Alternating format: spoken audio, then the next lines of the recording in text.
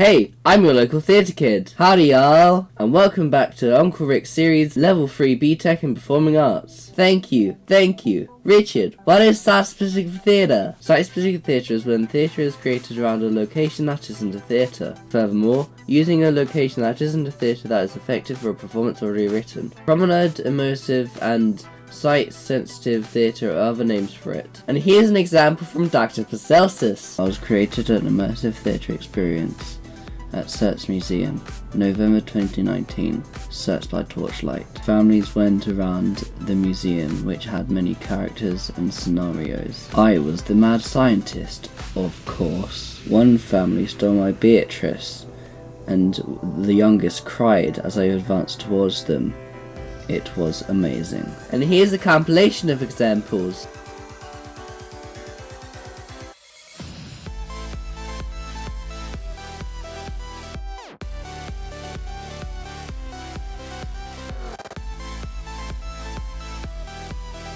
What are our practitioners we'll be looking at? Firstly, Motion House is a circus dance company founded by Louise Ritchie and Kevin Finnan in 1988. Their values are to inspire the next generation, specifically creation, inspiration, participation. Secondly, Stephen Koplowitz. His first dance production was in 1987 with Dancing in the Streets. History of sight, use of sight, and the community around the site are values he has. Thirdly, Punchdrunk. It is an immersive theatre company founded in 2000 by Felix Barrett. His values are immersive theatre and Artaud, the theatre of cruelty. Lastly, Gridiron Theatre Company is a theatre company founded in 1995 by Judas Doherty. Accessibility, entertainment, and innovation are their values. In my opinion, Koplowitz and Punchdrunk are the best examples of site-specific theatre because they use the space to their advantage, which is inventive. Right, let's do this! Subscribe please! What are their key productions? A key production of Motion House is Underground,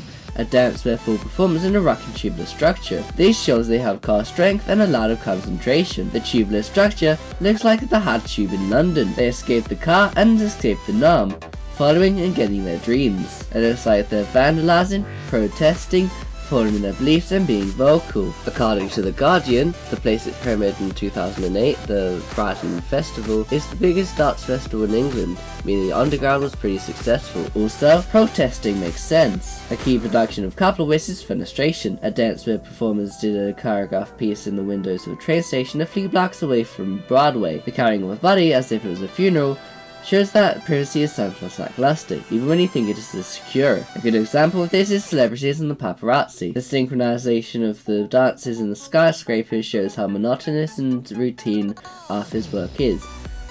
Y'all, I want some beers and burgers. This job is draining. This quote is from newspapers circulating Suffolk and Nassau counties in New York. The combined population in 1987 was 2.616 million, meaning many people heard of Koplowitz's work, as well as the 16k that went and saw it, making it successful. A key production of Punchdrunk is Sleep No More, an immersive theatre experience with a quotidian based on Shakespeare's Scottish play Macbeth. It is set in the McCritic Hotel, a 27-minute drive away from Broadway. There is a lot of audience interaction, suggesting that it is different every performance, making it interesting for the actors and a unique experience for all audiences and audience members. The first night it opens in 2022 is sold out, meaning this immersive theatre experience is successful. A key production of Gridiron Theatre Company is Zeki Does Bronco, where 4 performers act as children with a sing set. Acting as youngsters mean the target audience is kids, maybe to introduce the juvenile of Scotland to the wondrous world of theatre. It toured around Scotland, including the Edinburgh Fringe Festival, where Taskmaster was popularised in 2010 by founder Alex Horn, meaning it was very successful. What are the similarities and differences between the key productions? Motion House's Underground can be performed anywhere outside, as it is performed in and around the rocking tubular structure. This means it can have a bigger and varied audience, whereas Koplowitz's Fenestration can be performed anywhere with windows, which makes it more creative as it's using the set rather than taking set to location. Also, restrictions cause creativeness. Media knows that there are certain rules they have to abide by to get a certain certificate rating or to be allowed to be broadcast.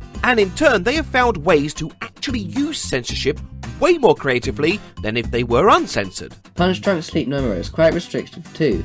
only being in certain buildings, Shanghai and New York, which makes the creators innovative. Media knows that there are certain rules they have to abide by to get a certain certificate rating or to be allowed to be broadcast. And in turn, they have found ways to actually use censorship way more creatively than if they were uncensored. Finally, Green Island Theatre Company's Decades of Brank was quite similar to Underground by Motion House, in the sense they take set to location and thus can be performed anywhere outside. This again means it can have a larger and diverse audience. Conclusion. To conclude, my opinion is that Punchdrunk, Sleep No More and Clockwork Witch's Fenestrations are the best examples of site-specific theatre because they use this space to their advantage, which makes them creative. Per contra, the other practitioners are valid too. Outro! Thanks for watching.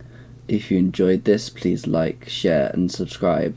If you have any questions, please leave them in the comments. See you next time, if I haven't killed you by then.